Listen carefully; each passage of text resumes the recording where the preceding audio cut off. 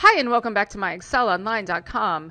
Today we are going to teach you how to use the large function in Microsoft Excel. So by the end of this video, we are going to show you what the large function is and how to use it and how to return a result like we have right here in cell G2, which is marked as the second largest sales. Also, we will have some additional training options for you at the end of this video, so stick around for that.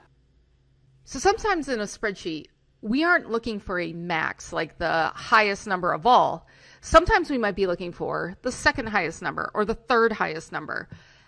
There actually is a function in Microsoft Excel to help you get this number, and it is called large. So if I look over here in this set of data, I can see that I have a 413, a 400, a 430, and a 417, and a 404. So I can tell right away that 430 is my highest number. So I could just use the max function for this one if I wanted to return 430.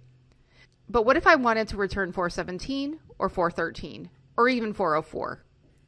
So if I type in G2 and I type equals and the word large with a left parenthesis, the first argument I'm going to be asked for is an array. And in this array is basically where is all the data where I want one of those large numbers. So I'm going to click on D2 and drag all the way down here to D27. And then I'm going to type a comma. And then the K argument right here is which largest number do I want? So for now, I'm going to type a 2, close my parentheses, and hit enter. And I can see that 417 is being returned because that is the second largest number. If you are liking this video, please give us a thumbs up and subscribe to our channel and hit the bell button to get notified when we release our weekly videos. But if I clicked in here and changed this 2 right here to a 3 and hit enter, I can now see I'm being returned with the 413. And if I click in here and replace the 3 with a 4, I'm going to get that 404. So you can get the nth largest number by putting whatever largest number you want right here in the second argument called K.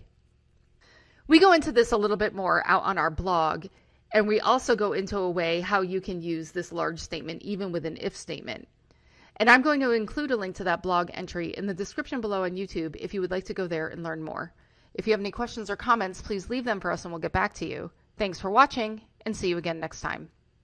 If you want to learn more about Microsoft Excel and Office, join our Academy online course and access more than 1,000 video training tutorials so that you can advance your level and get the promotions, pay raises, or new jobs. The link to join our Academy online course is in the description. If you like this video, subscribe to our YouTube channel. And if you're really serious about advancing your Microsoft Excel skills so you can stand out from the crowd and get the jobs, promotions and pay rises that you deserve, then click up here and join our Academy online course today.